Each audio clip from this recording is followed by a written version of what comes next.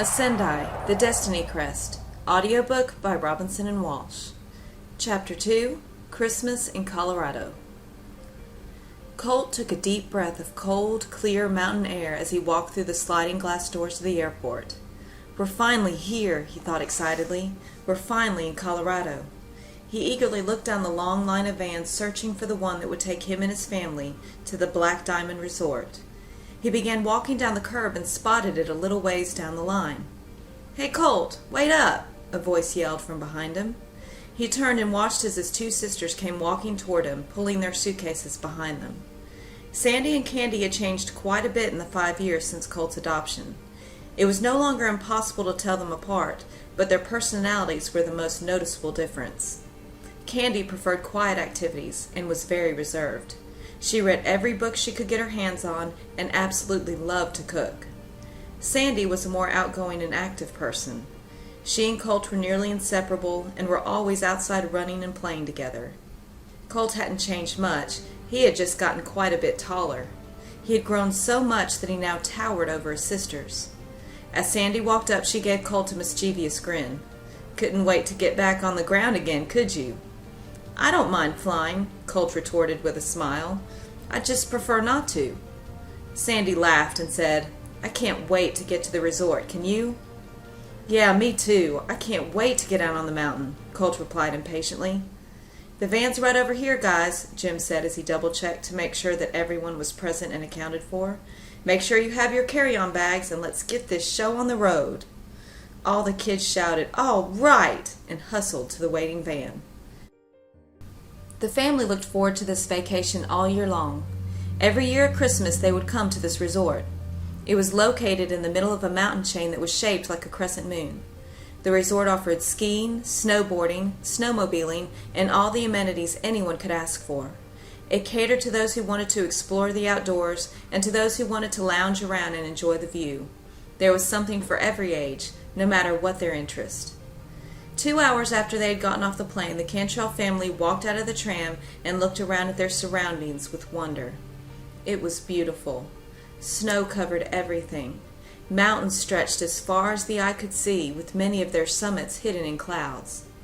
The resort was built upon a large shelf with a gray cobblestone street that stretched the entire length of the shelf, with benches and antique street lamps set apart every few feet. There was a large circular courtyard with a huge Christmas tree in the center. The resort was like a small city in and of itself. Shops lined both sides of the streets. There were boutiques and salons that sat beside winter sport and gift shops, ideal places for guests to relax and buy souvenirs to take home to their friends and family. There were old-fashioned ice cream shops and vendors that offered hot chocolate and cider from carts they pushed slowly down the streets. Christmas music filled the air along with the sound of people laughing and talking. The street continued straight ahead and led to the rustic wooden lodge.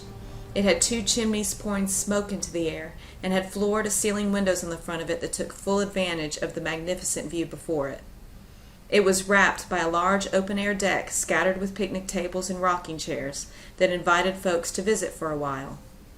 About 20 feet in front of the lodge, the mountainside plunged downward, covered in trees, and was dissected by trails that wove in and out of sight on their way down to the valley far below.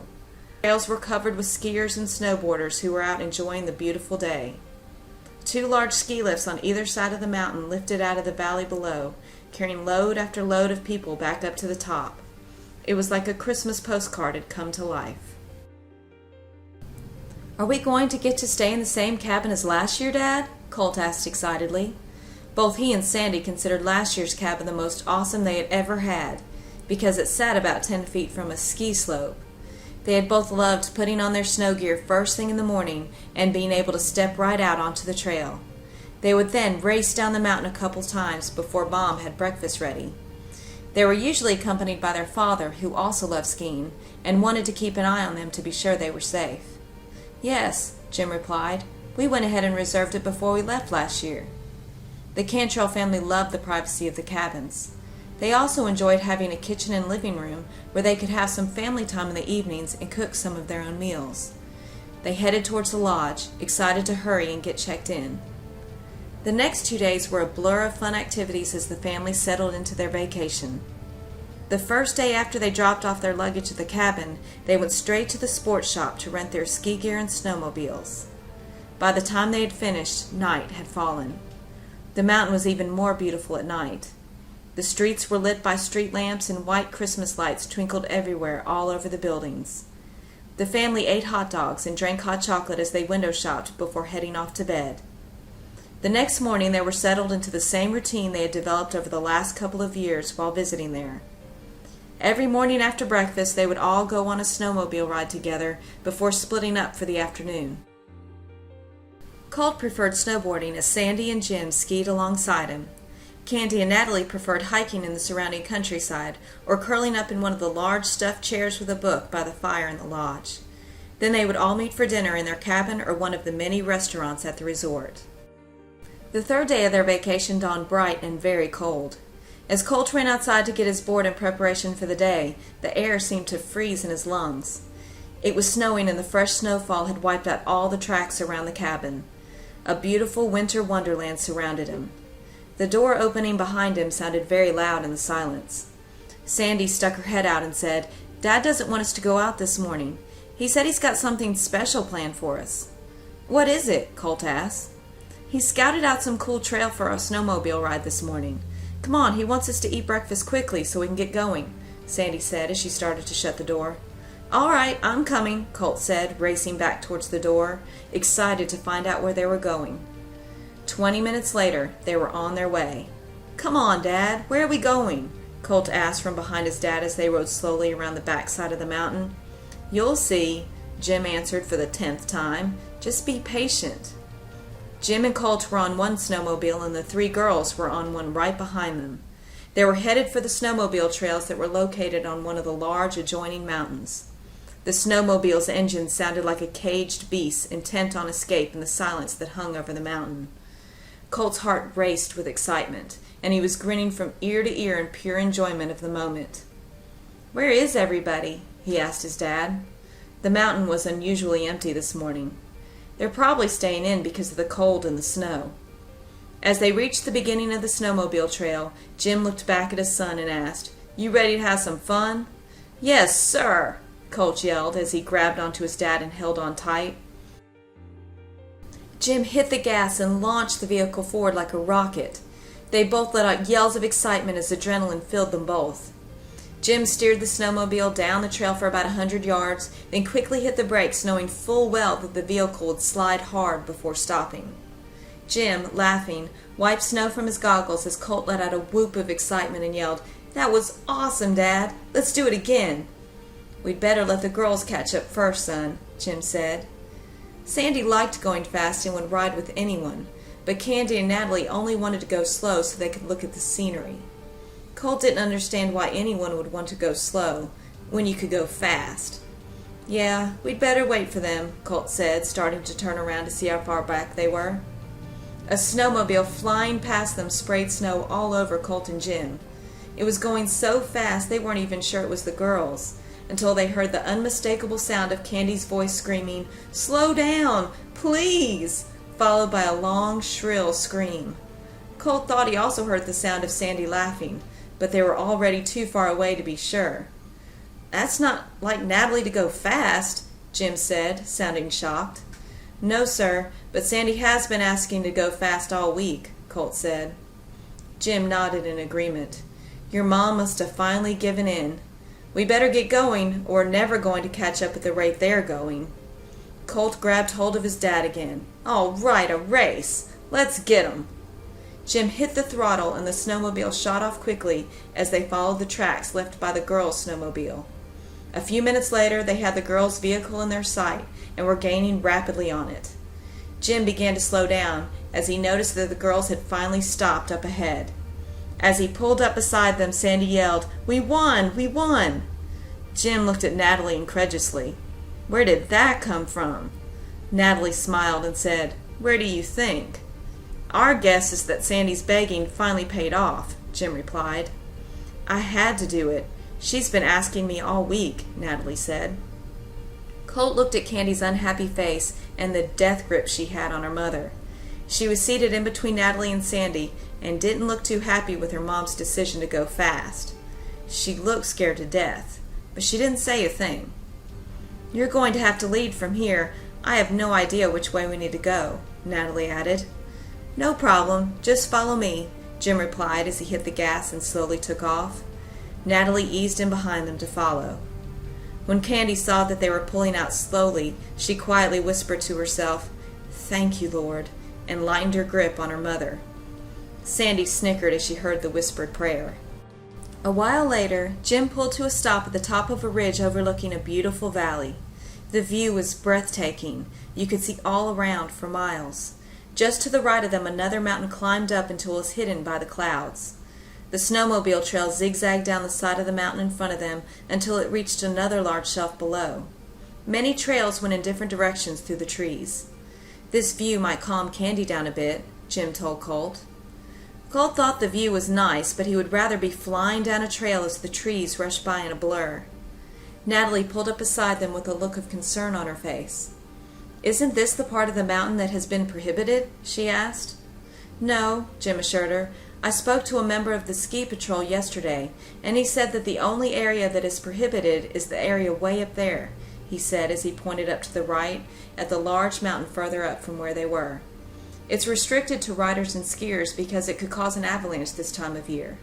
There's only one way up there, and the ski patrol always has 2 or 3 people posted there to keep anyone from going up." "That makes me feel a lot better," Natalie said as she breathed a sigh of relief. Jim reached over toward Natalie, brushing the snow from her shoulder, and said, "There's a trail that starts down there that is about 20 miles long. It ends at a small cabin overlooking a huge frozen lake. I've been told it is very beautiful there, so I thought it might be fun to stop and have a picnic." Natalie's face filled with excitement, and Candy piped up from behind her and said, "That sounds like a lot of fun, Dad." "Do they serve food there?" Natalie asked. Jim smiled confidently. "I've got it covered," he said as he patted the old army green pack that was strapped to his back. "I put it all together this morning before you woke up," he proudly added. Natalie grinned. "I should have known you were up to something when I saw that ugly pack of yours." "Hey," Jim said, "it's not that old." Natalie rolled her eyes at him. "Well, maybe a little bit," he conceded, "but you gotta admit it holds a lot of food." Natalie laughed at him and said, "Well, it's a good thing, because it takes a lot of food to feed this crew." While his parents were talking, Colt had slowly begun scooping up snow from the side of the snowmobile. He stealthily formed a snowball and quickly hurled it at Sandy, hitting her firmly on the side of her helmet. Everyone started laughing as Sandy, caught off guard, gave a little shriek and looked around in alarm.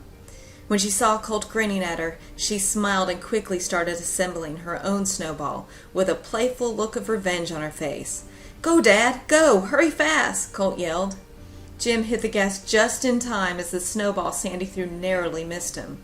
He heard Sandy yell playfully, "I'll deal with you later," as the girl's vehicle followed them closely down the mountainside towards the trail below. Colt urged his dad to go faster as he smiled to himself with anticipation. "Sandy won't be satisfied until she gets revenge," he thought to himself. He couldn't wait to get to the cabin and the battle that was sure to take place. It took them about an hour to reach the cabin. They had all been goofing off and acting silly all the way there, trying to peg each other with snowballs from the back of the vehicles, and stopping occasionally to look at the beautiful scenery. They had been riding through some pretty dense trees and narrow trails that had made both parents settle down their passengers so they could concentrate, when the forest suddenly ended at the top of a hill. A small cabin sat on the hill to the right of them, and below them was a large, perfectly round, frozen lake. It stretched the length of a football field and was lightly dusted with snow and ringed with trees. Snow-covered mountainsides dotted with trees surrounded the whole place. As Natalie pulled her snowmobile up beside Jim, Sandy threw a huge snowball at Colt. Colt ducked just in time and then jumped off the snowmobile and ran to take cover by the cabin. Sandy jumped off of her vehicle and took off after him, yelling, "Come back here and take your punishment like a man," while throwing handfuls of snow at him that she had not even taken the time to roll.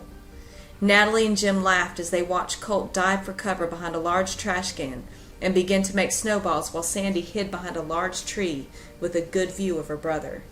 They both started slinging snowballs at each other, laughing and yelling smack talk at each other. Jim walked over to where Natalie and Candy had climbed off their snowmobile and had turned their attention from the battle raging beside them to the beautiful scenery. Jim threw his arm over Natalie's shoulder. "Those two never change, do they?" he said, laughing. Natalie smiled up at him. "This place is absolutely beautiful, Jim." Jim drew her nearer to his side. "It's not half as beautiful as you are," he whispered to her, kissing her on the cheek. Blushing, Natalie said, "Thank you, but we are getting your eyes checked as soon as we get home." Jim turned his wife to face him, pulling her close as he said, "My eyes are fine. You are more beautiful, and I love you." Throwing her arms around his waist, she quietly said, "I love you too." Candy smiled and rolled her eyes at them as she walked to a quiet place on the slope, enjoying the scenery, careful to stay as far away from the chaos of her brother and sister as possible. Jim held Natalie tightly in his arms, and after a few moments they turned and stood silently admiring the view together. After spending a few peaceful minutes alone, Jim and Natalie began rounding up the kids. The snowball fight between Colt and Sandy had escalated into a wrestling match, and Candy had moved on to exploring the outside of the cabin. "Come on, kids," Natalie called. "Let's go inside the cabin so we can warm up a bit and eat some lunch." The resort kept the small cabin stocked with necessities for anyone who wanted to stop for a break. They only gave a key to resort guests, upon request, for a small fee, and Jim had picked it up from the lodge when he had planned the trip the day before. The kids all yelled, "Yes, ma'am," excitedly as they all came running towards the front door of the cabin. An hour later, a tired but happy and full Cantrell family was sitting on the front porch of the small cabin in the rocking chairs placed there. Jim had packed so much food that they had all stuffed themselves, and there was still a lot of food left that they had packed back up. Natalie smiled as she held Jim's hand and told him, "Lunch was excellent, honey." "Yeah, Dad, thanks," the children sounded off. Jim smiled at them. "You're welcome, guys." Natalie sighed and said, "We had better be getting back." Then she looked at her husband. "Thank you for such a wonderful day." "No problem," he said, squeezing her hand. Looking at his family, he asked, "So, do you want to take the same trail back home or try another one?" Everyone yelled, "The same one!" almost at the same time. He laughed. "Well, that settles it then," Jim said as he stood throwing his old green pack on his back and picking up his helmet. They took one more look at the cabin and the lake before they climbed on their snowmobiles and headed back down the trail. The clearing vanished from view as the Cantrells moved quickly down the trail, heading deeper into the forest. The large mountain that had been at the head of the trail where they had started got closer and closer as they headed home. Jim suddenly stopped so quickly that Natalie and the girls almost crashed into the back of his snowmobile. "Careful, Jim!" Natalie yelled. "Shh! I hear something," Jim said as he listened. A low rumbling that was almost too faint to hear sounded in the stillness. "What is that, Dad?" Colt asked, confused. The ground began to shake underneath them as the rumbling grew louder and louder until it was so loud that it sounded like a train. Large cracks that sounded like gunshots echoed through the trees. "Jim, what's happening?" Natalie yelled frantically as she tried to calm the girls, who had both started to panic. The family peered up through the tops of the trees toward the mountain looming above them in terror. As they looked up, they all saw a huge wall of snow moving rapidly towards them, destroying everything in its path. The large cracks were the sound of huge trees being broken in half as the wall of snow reached them. The wave of snow stretched out from left to right as far as the eye could see. "What do we do?" Natalie said fearfully, looking into Jim's eyes. With a look of horror in his eyes, Jim said, "God help us.